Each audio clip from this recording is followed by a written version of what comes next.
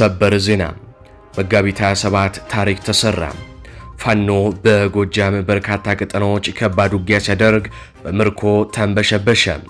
በመቶዎች የሚቆጠሩ የብልጽግና ወታደሮች ሲገደሉ በርካቶች ተማርከዋል። የብልጽግና ኮሎኔል በፋኖ ተማርኳል፣ በቪዲዮ ይዘነዋል።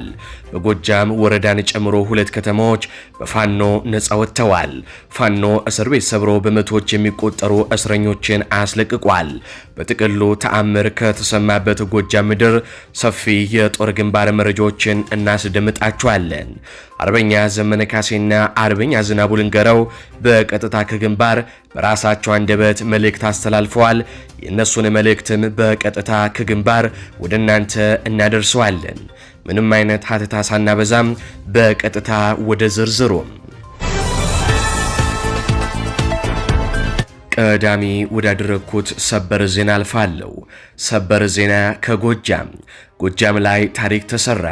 የብልጽግና ወታደሮች እንደ ቅጠል በመቶዎች ሲረግፉም በርካታ የአገዛዙ ከፍተኛ ወታደራዊ መሪዎች ኮሎኔልን ጨምሮ በፋኖ ተማረከ።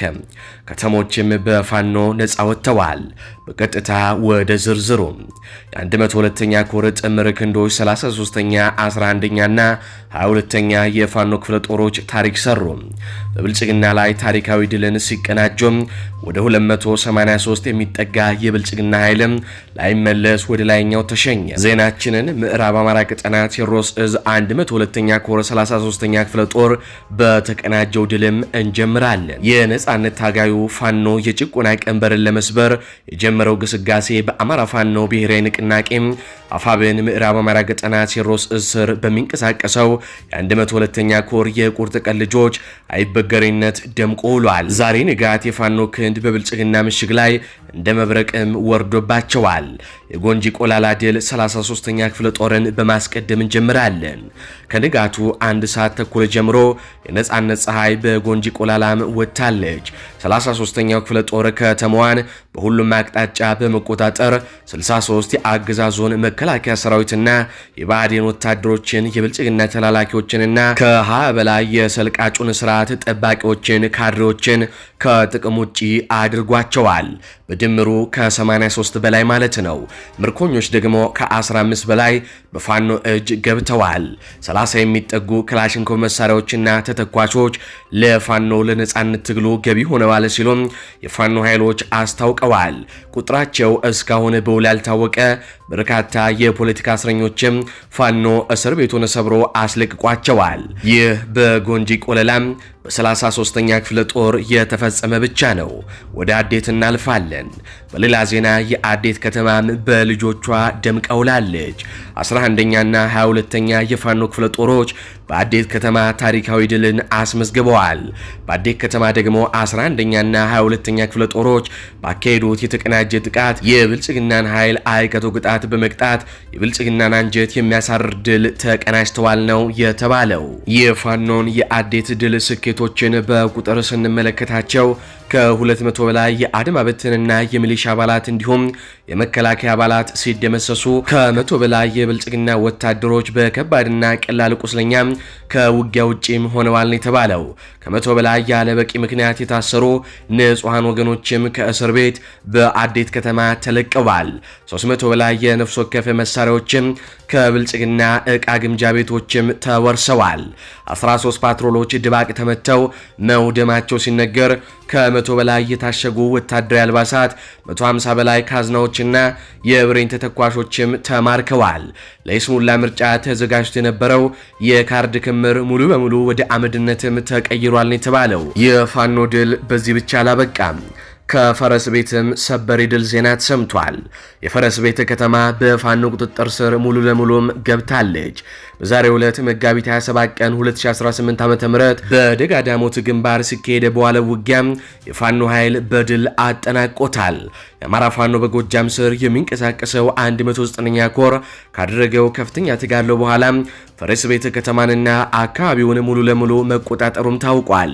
በዚህ የድል ኦፕሬሽን ላይ የተሳተፉትም 99ኛ ክፍለ ጦር፣ 77ኛ ክፍለ ጦር እንዲሁም 88ኛ ክፍለ ጦር በቅንጅት መስዋዕትነት በመክፈል ከተማ ከተማዋንም ተረክበዋል። በጠዋቱ የዜና ወጃችን በዚሁ በፈረስ ቤተ ከተማ በርካታ የብልጽግና ወታደሮች ተማርከው በሰልፍ ሲነዱም ማሳየታችን ይታወሳል። በአሁኑ ሰዓት ከተማዋና መላው የደጋዳሞት ወረዳ በፋኖ ቁጥጥር ስር የሚገኝ ሲሆን ሰራዊቱም በከተማዋ የጸጥታ ማስከበር ስራዎችን እያከናወነ ይገኛል ሲሉ የአይን እማኞች ገልጸዋል። ይህ በእንዲህ እንዳለ እዚሁ ደጋዳሞት ላይ ሰበር ዜና ሌተናል ኮሎኔል ደመላሽ አሰፋ የተባለ ከፍተኛ የጦር አዛዥን ጨምሮ በርካታ የአገዛዝ ወታደሮች በደጋዳሞቱ ግንባር ተማረኩ። በምስሉ ላይ የምትመለከቱት ነው ሌተናል ኮሎኔል ደመላሽ አሰፋ የአፋብኃኝ ቴዎድሮስ ዕዝ 109ኛ ኮር አሃዶች በደጋዳሞት ግንባር ፈረስ ቤት ከተማ ጥሰው በመግባት ባደረጉት ውጊያ ነው ከተማዋን መቆጣጠር የቻሉት። ይህንንም ኮሎኔል መማረክ የቻሉት ማለት ነው። የብልጽግና ሎጂስቲክም ሙሉ በሙሉ በሚባል ደረጃ በፋኖ ቁጥጥር ስር መግባቱን የአይን እማኞች ገልጸዋል። የተማረከው ኮሎኔል በጥቂቱ የተናገረውን አድምጠነው እንመለስ። በሚመለከተው አካል ታይቶ ሊመለስለት ይገባል እንጂ በጦርነት የሚፈታ ነገር መኖር መቻል የለበትም። መንግስትም በዚህ አጋጣሚ ቢያንስ በእንደዚህ አይነት ጅምላ ጨራሽ የሆነ አካሄዶችን ቢተዋቸው ብያስባለሁ። እኔ የምለው ነገር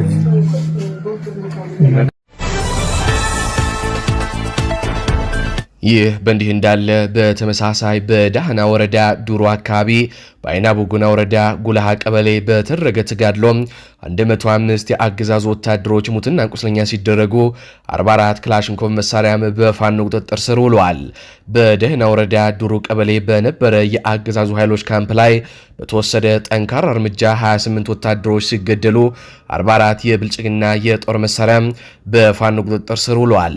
በተመሳሳይ ሰዓት በቡግና ወረዳ ጉላሃ ተብሎ በሚጠራው አካባቢ ፋኖ በፈጸመው የስቦ መምታት የጦር ታክቲክ 34 የብልጽግና መከላከያ ሰራዊት የሚሊሻ አባላት ሲገደሉ 43ቱ ደግሞ ክፉኛ መቁሰላቸውም ታውቋል። በሁለቱም ግንባሮች 26 ወታደሮች ከነሙሉ ትጥቃቸውም ተማርከዋል። ሀገራችን ላይ ውድ አድማጭ ተመልካቾቻችን ከጎጃሙ ውጊያ የደረሱን የጦር መሳሪያ ምርኮች፣ የቁሳቁስ ምርኮች እንዲሁም ደግሞ የመከላከያ ወታደሮች ምርኮች እጅግ በርካታ ናቸው።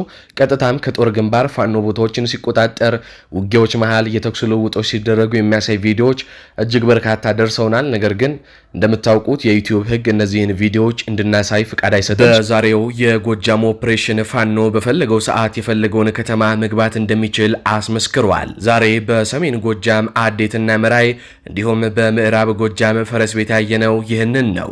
በእነዚህ ከተማዎች ፋኖ ተዋግቶም የማረካቸው የመከላከያ ወታደሮችና ኮሎኔሎችን ነው።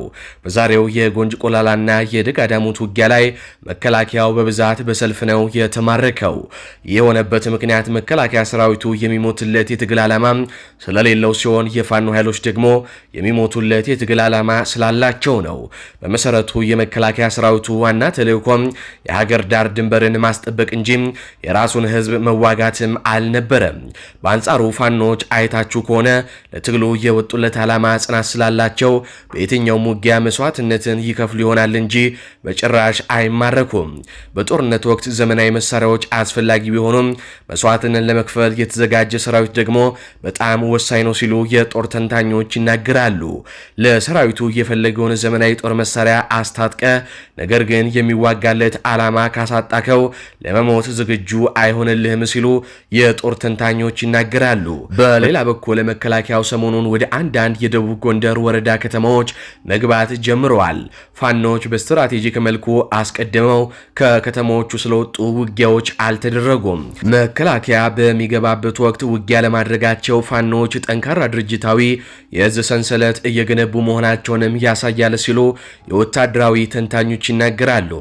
የፋኖ የትግል እንቅስቃሴ የተጀመረ ሰሞን ፋኖች ያለምንም እቅድ መከላከያ ባዩ ቁጥር ይተኩሱ ነበር። አሁን ግን በራሳቸው እቅድና ዝግጅት መሰረት ብቻ ነው ኦፕሬሽን የሚሰሩት።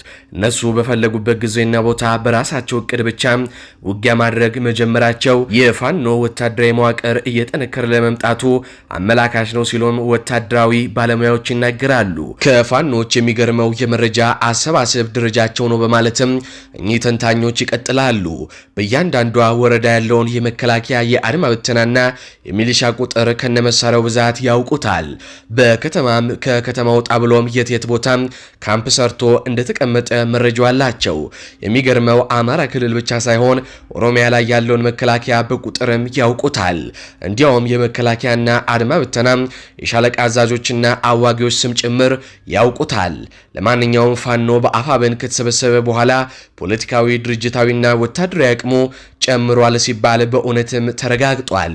ቀጠናዊ ትስስርና የዲፕሎማሲ አቅሙ እየጠነከረ መጥቷል። ይህ ሁሉ ወጣት አምጾና ነፍጥ አንስቶ ከዚህ በኋላ ፋኖን በወታደራዊ ኃይል ለማሸነፍ መሞከር ከንቱ ድካም ነው ሲሉም የወታደራዊ ተንታኞች የፋኖ አቅም ምን ያክል እንደጠነከረም ተናግረዋል። በመጨረሻም በትላንትናው ዕለት የአፋብኃኝ ቴዎድሮስ እዝ የ206ኛ ኮር 24ኛ ክፍለ ጦር ለተከታታይ 7 ወራት ያሰለጠናቸውን ብቁ ኮማንዶዎች አስመርቋል። በዚህ ምረቃ ስነ ስርዓት ላይ ለተመረቁ ኮማንዶዎችና ለመላው የኢትዮጵያ ሕዝብ አርበኛ ዝናቡ ልንገረውና አርበኛ ዘመነ ካሴ መልእክት አስተላልፏል። የአርበኞቹን መልእክት በቀጥታ ከግንባር እነሆ ወደ እናንተ። እንዴት ሰነበታችሁ? እግዚአብሔር ይመስገን በጣም ሰላም ነኝ፣ ሰላም ነን። በቅድሚያ በ206ኛ ኮር 24ኛ ክፍለ ጦር በደባይ ጮቄ ሻለቃ ስር ሰልጥናችሁ ላለፉት በርካታ ወራት ብዙ ተውረዶችን አልፋችሁ ለዛሬው መረቃቀን የበቃችሁ ወንድምና እህቶችን እንኳን ለዚህ ቀን አደረሳችሁ፣ እንኳን ለዚህ ማዕረግ አበቃችሁ ማለት እወዳለሁ። ድርጅታችን የአማራ ፋኖ ብሔራዊ ንቅናቄ ከዚህ በፊት በተለመደው አኳኋን በየጥጉ በየእዙ በየኮሩ እና በየክፍለ ጦሩ ባልተማከለ መንገድ ውጤታማ ኮማንዶዎችን ውጤታማ መሪዎችን ባፈራበት አኳኋን ብቻ ሳይሆን ከማዕከል በሚታቀድ ግዙፍ ወታደራዊ አመራሮቻችን የሚመሩት ሰፊ የአዲስ ኃይል ግንባታ ስራ የሚሰራ ይሆናል። እሱን በማድረግ ጅማሬ ላይ የሚገኛል። ሁልጊዜም እናሰለጥናለን፣ ሁልጊዜም የበለጠ እንሸከፋለን፣ አደረጃጀቶቻችንን እንሸከፋለን፣ ሁልጊዜም እንታጠቃለን፣ ሁልጊዜም እንዋጋለን፣ ሁልጊዜም በየዘርፉ በየግንባሩ እንታገላለን፣ መጨረሻ ላይ እናሸንፋለን።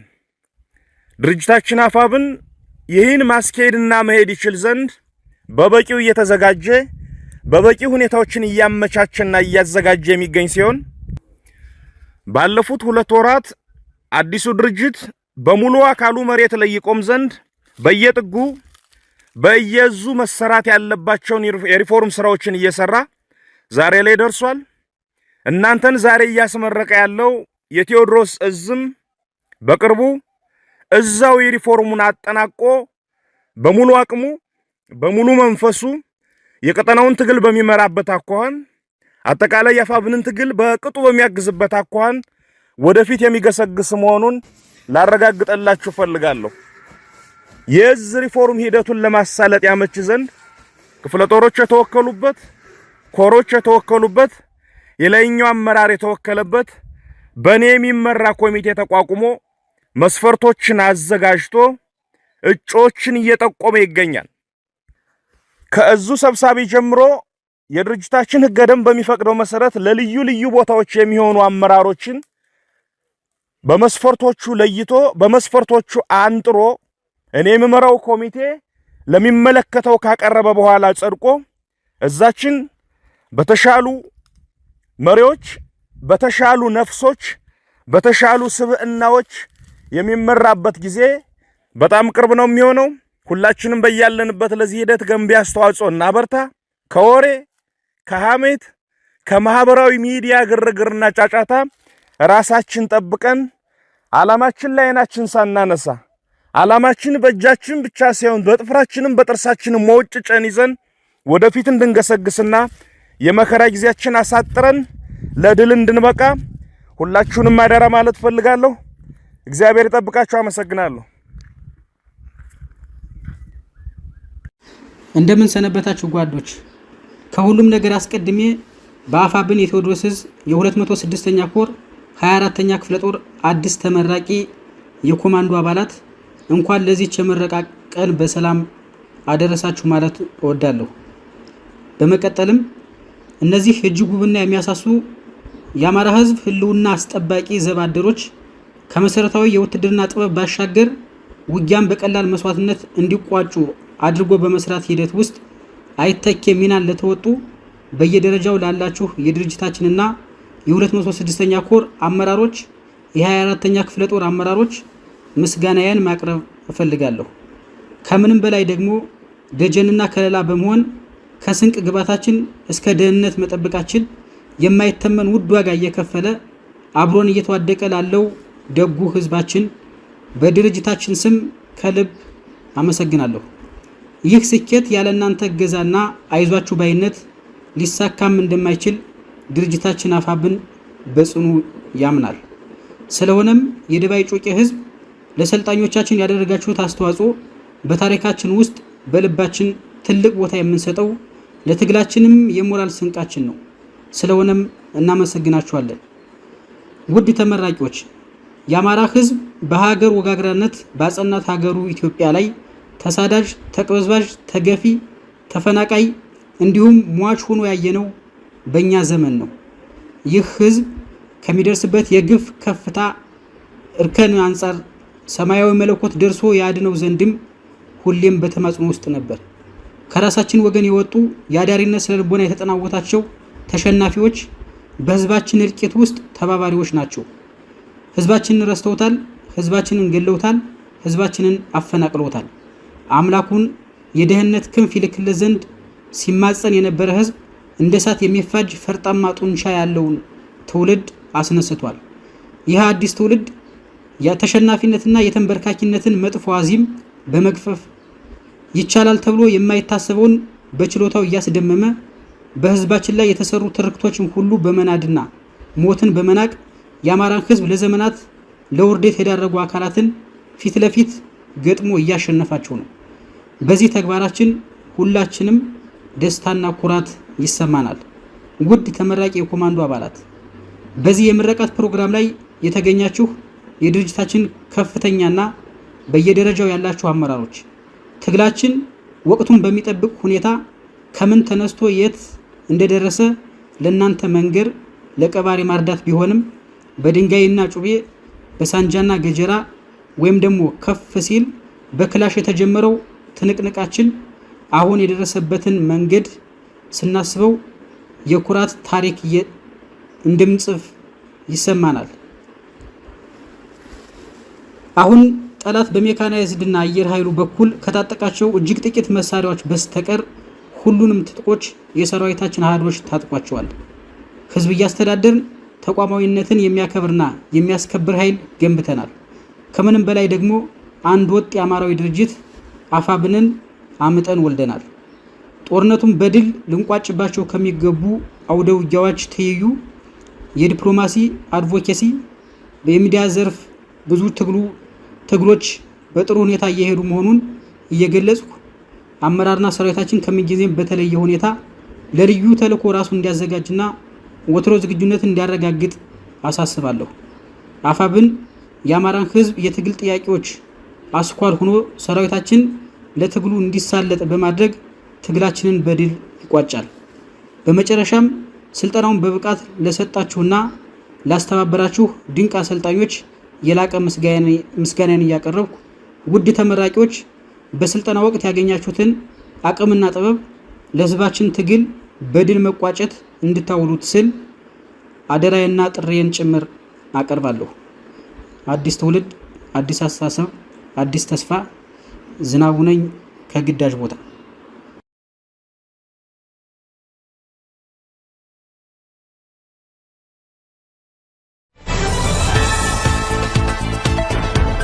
እስኪ ስም ካንተ ከወንድሜ ልቀጥልና ማን ነው ስም? ኡመር ማለት ብሄር ምንድነው? ኦሮሞ። እሺ አጎት መሐመድ ማለት መሐመድ አብዱልቃድር። እሺ ወንድምስ ማን ነው? አህመድ ሐሰን። አንተ እንዴት ነው?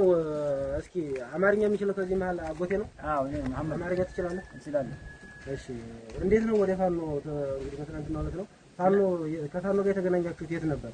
እዚህ ቆሪ ሜዳኛ ተገባን ስንሄድ ቆሪ ሜዳ ተገናኝተን እኛ ቁባ የለንም ምንም ቁባ የለንም በድንገት ገብተን ውጊያ ገባን። ከዛ ልጆቹ የፋኖ ልጆች አቀፈን ወሰደን። በቃ እንግዲህ ማኛ መሐከላ አትሞቱም ብሎ እኛን አቅፎን ወረዳ ዳገት ወስደን ውጊያ ነበር። በዛ ሰዓት ውጊያ ነበር። ውጊያ እየተካሄደ ነበር። ጥይት እየሰማችሁ ነው የመጣችሁት ወይስ መጀመሪያ አላወቃችሁም? ውጊያ መኖሩን አላወቃችሁም? ስለዚህ ድንገት ውጊያ ላይ ገባችሁ። የፋኖ ሰራዊት አገኛችሁ? ድንገት ነው እንጂ ካወቀማ ወረፋ ላይ መልሳለን ነበር። ድንገት ገባ። ከገባችሁ በኋላ ምን አጋጠማችሁ? ፋኖ እንዴት ነበር ያለው? እነሱ ያዛችሁ በኋላ ያንገላታችሁ የደበደባችሁ ምን አለ? አንከበክቦን እንዳትመተመቱ ብሎ እኛ መሐከል ትሞታላችሁ ብሎ እኛን ወስዶ ወረዳ ዳገት ወስዶ ወደ ካምፕ ወሰደን። በስነ ስርዓት አስቀመጠን። ያ ለእንደ ህግ አስቀመጠናል። መብል መጠጣትን ሁሉም አንከባከበን። አሁን በስነ ስርዓት ወደ ቤተሰባቸውን ላካለ ብሎ እነሱ እጅ ነው ያለን። ከዛ በኋላ አሁን አጠቃላይ ያለው የፋኖ ሁኔታ አሁን እዚህ ያለው ከመጣችሁ በኋላ ፋኖ ያደረገላችሁ ነገር ምን ነገር የለም። እንክብካቤ ብቻ የተደበደበ የተጎሳቆለ ወይም የተገላመጠ ሰው አለ? አይደለም። በሐቂቃው አንድ ነገር የለም። ተንገላታ ሰው የለም። ስለዚህ ፋኖ ከማን ጋር እንደሚወጋ ታውቃላችሁ? መንግስት ጋር ነው። ህዝብ ጋር አይደለም። ከመንግስት ጋር ነው። አዎ ህዝብ ጋርማ ከሆነ እዛማ እኛም ጨርሰን ነበር። እነሱም አልናከኝም። ወስዶ በቃ እንደ በካምፕ ወሰደን። በእንክብካቤ ተረከበን። ከዛ ወዲያ ተሸማግሌ ጋር ከማንደር መሐከል ነው አረጉን። አንድ ነገር የለም። ተጎዳችሁት የተበሳጫችሁት ነገር የለም። አንድ ነገር የለም። እስኪ ሌሎች አማርኛ የማይችሉ ወንድሞች አሉ መሰለኝ። አህመድ እስኪ አሁን በሌሎች እንግዲህ የኦሮሞ ብሔረሰቦች አሉ። የኦሮሞ ብሔር አለ፣ እንደ ብሔር እንደ ህዝብ አለ። ስለዚህ ሌሎች በኦሮምኛ መስማት ያለባቸው ነገር ስለፋኖ ስለነበረው ስለናንተ ማጋጣሚ መስማት ስላለባቸው ምናልባት ህዝብ ለህዝብ ብዥታ ውስጥ እንዳይገባ ፋኖ ያደረገው አሁን እስኪ ከስምም ጀምሮ እንዴት ወደ ከፋኖ ጋር እንደተገናኛችሁ በኦሮምኛ እስኪ ተናገሩ ያለውን ነገር። እኔንም ነገር አሁን በኦሮምኛ ከፋኖ እንዴት ተገናኛችሁ? በረካቱሁ ነው ቁባን ቀምኑ ጣይራ ገራ ፉርሴ ዲሞ ፊያና ዋን ተቆቁባን ቀምኑ ያፈ ቆሪ ወጋገኝ ኳሰ ባላኒ ጅራኒ ድንገት ወለካሳኒ ሸኔ amma kaseti jolen fannoda nu qabde walakka kenyatti dhumtani deemina nu jani qabani akkasanetti nu fuudhani karaa kaambiidha nu fuudhani bajaajiidhaan mandarni maajate mandariitti nu fuudhatani poolis xaabiyaa qaban bichitti poolis xaabaa nu kaahani achirra inkibkaabeedhaan ifasii jirra. Namni nu tuqan jiru waan nu gaafatan jiru hundinuu nagahan jirra jechuudha. Amma immoo jecha keenya hundumaa sin qaranneti gara biyya keessanii gara ቤተሰብ keessaniitti sin ሸኛና ጃችሁ አሁን እዚህ ከገባችሁ በኋላ ጾም ነው የጾም ፕሮግራም ላይ ናችሁ እናንተ እንደ እስልምና ሃይማኖት ምንድነው ያጋጠማችሁ? የጾማችሁ ሁኔታ ምን ማህበረሰቡ እንዴት ነበር ያደረገላችሁ? ሁሉም መብል